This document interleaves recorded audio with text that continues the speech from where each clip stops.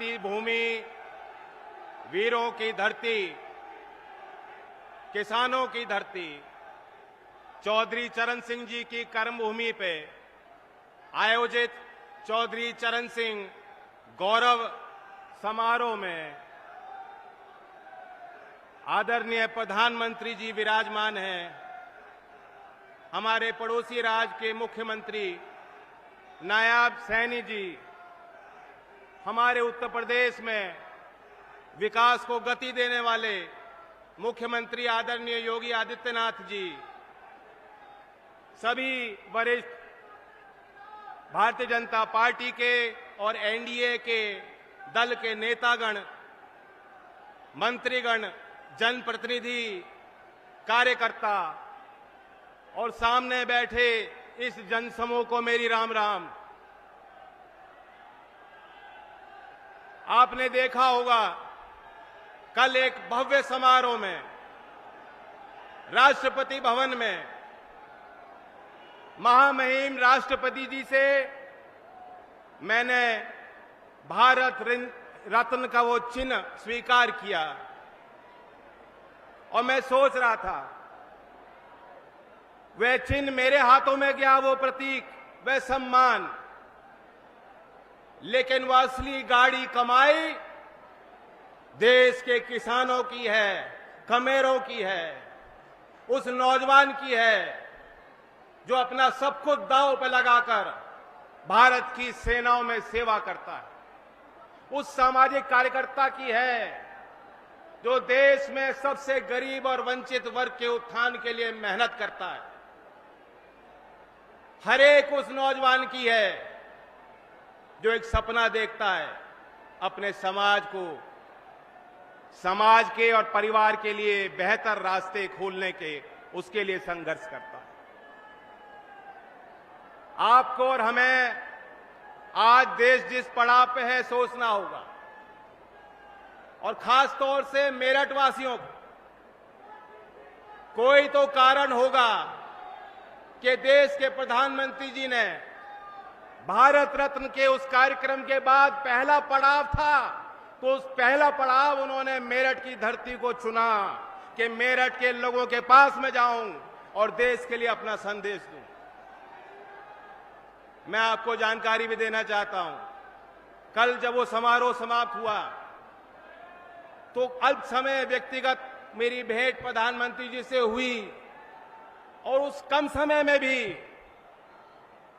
किसानों के प्रति उनकी चिंताएं उन्होंने जाहिर की। उन्होंने मुझे बताया कि किस तरीके से चौधरी चरण सिंह जी को वो मानते हैं, और मैं समझता हूं कि इसलिए भी हमें खुश होना चाहिए कि मेरठ चौधरी साहब की कर्मभूमि है। हम और आप इस बात को जानते हैं कि अगर प्रधानमंत्री नरेंद्र मोदी जी नहीं होते तो भारत रत्न का सम्मान धरती पुत्र चौधरी साहब को मिलने वाला नहीं था। ये निर्णय, ये साहसी फैसला, ऐतिहासिक निर्णय आपके सम्मान को आगे बढ़ाने के लिए प्रधानमंत्री जी ने इसलिए भी लिया, वो भी जानते हैं चौधरी साहब का कितना बड़ा योगदान राष्ट्र निर्माण में रहा। वो ये भी जानते हैं कि चौधरी चरण सिंह जी गुजरात को अपने आध्यात्मिक और राजनीतिक जीवन शैली की पीठ मानते थे। जो भी समाज सुधार का काम चौधरी चरण सिंह जी चाहते थे करना, वह उन्होंने दयानंद सरस्वती जी से सीखा और उससे उनसे प्रेरणा ली। हीरो वर्शिप एक मॉडर्न टर्म है। यहां भी मैं बैठा बैठा देख रहा था, प्रधानमंत्री जी का नाम सारे लोग बार बार, एक गूंज उठ रही थी, उनका नाम बार बार नौजवान ले रहे थे कि नहीं ले रहे थे? फिर सुनाओ, ले रहे थे कि नहीं ले रहे थे? ये भी एक गहरे विश्वास का प्रतीक है, इसे हीरो वर्शिप भी कह सकते। इस हीरो वर्शिप से चौधरी चरण सिंह जी भी अछूते नहीं थे।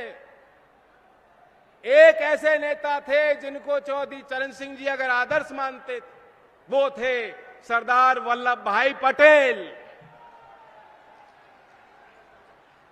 और इसलिए इस नाते को प्रधानमंत्री जी अच्छी तरह भली भांति समझते हैं और उनकी मंशा है।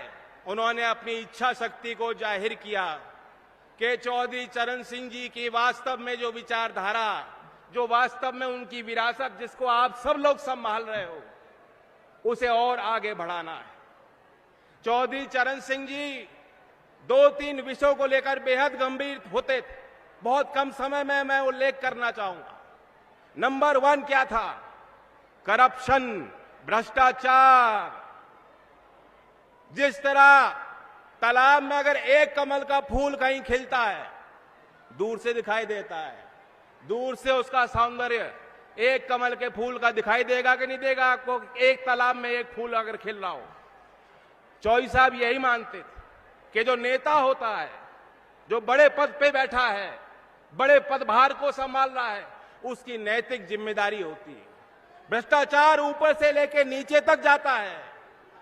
अधिकारी भ्रष्ट हो सकते हैं, कर्मचारी भ्रष्ट हो सकते हैं, लेकिन जिस दिन सर्वोच्च पद पे बैठा व्यक्ति भ्रष्ट हो जाएगा तो कोई उपाय नहीं है। एक किस्सा मैं चौधरी साहब का बताना चाहता हूं।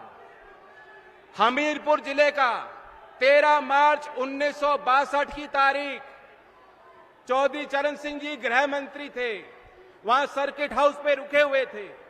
रेडियो का कार्यक्रम चल रहा था। चौधरी साहब ने सुना कि उन्हें पद से हटा दिया गया है, उनसे मंत्रालय ले लिया गया है। गाड़ी सरकारी उनके लिए खड़ी थी। लखनऊ उनको लौटना था। उन्होंने ड्राइवर को कहा, मैं सरकारी गाड़ी में नहीं बैठ सकता, इस गाड़ी को वापस आप ले जाइए लखनऊ। ऐसी ईमानदारी चौधरी साहब की थी। और आज हम देखते हैं, गंभीर आरोप के बाद भी जेल की सलाखों के पीछे रहकर भी सत्ता के सुख को लोग भोगना चाहते हैं। तो चौधरी साहब की उस ईमानदारी को याद करते हुए, और उसमें जो कड़ियां जुड़ी हैं, हमने देखा है 10 वर्ष में क्या कड़ियां जुड़ी हैं। जो राजीव गांधी जी कहते थे कि 1 रुपए का सरकारी योजना का पैसा धरातल पे कितना पहुंचता है? 15 पैसे पहुंचता है। आज हम देखते हैं केंद्र सरकार कोई निर्णय लेती है, कोई प्राथमिकता बनाती है, कोई योजना बनाती है, कोई निवेश करती है, तो सीधा लाभार्थी के खाते में पैसा जाता है। मैं पूछना चाहता हूं, यही तो चौधरी चरण सिंह जी की ईमानदारी का प्रतीक है। यही उनके ईमानदारी और नैतिकता का बढ़िया उदाहरण जो सरकार करके दिखा रही है। और फिर चौधरी साहब जातीय भेद के खिलाफ थे, लिंग भेद के खिलाफ थे, और वे चाहते थे किसान, क्योंकि उस समय के देश में गांव और किसान देश की जड़ों में था। मुख्य धारा में अगर किसान नहीं खड़ा होता, गांव का विकास नहीं होता, तो देश आगे नहीं जा सकता। उसी उद्देश्य के साथ एनडीए को ताकत देने के लिए हम उम्मीद करते हैं कि मेरठ अपनी बड़ी भूमिका को अदा करेगा।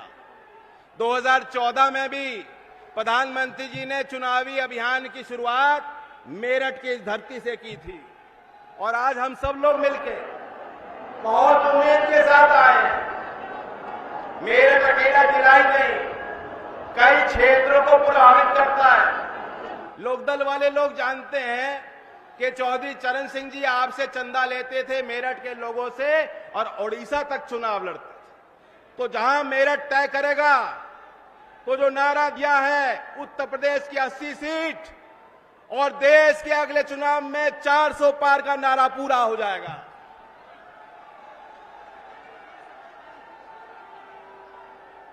मैं अपनी बात को समाप्त करते हुए कहना चाहता हूं कि वो नेता जो भविष्य को समझते हैं कि भविष्य में क्या होगा, और समाज और देश को उसके लिए तैयार करते हैं चुनौतियों के लिए, उनकी बातें हमेशा इतिहास में पन्नों पे दर्ज हो जाती हैं।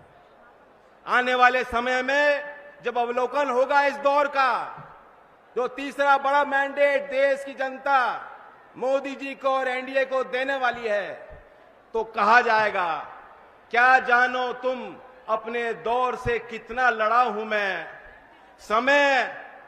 समय की भीति पर काल का एक पत्थर सा जड़ा हूं मैं। धन्यवाद। जय हिंद, जय भारत, जय किसान, जय मजदूर।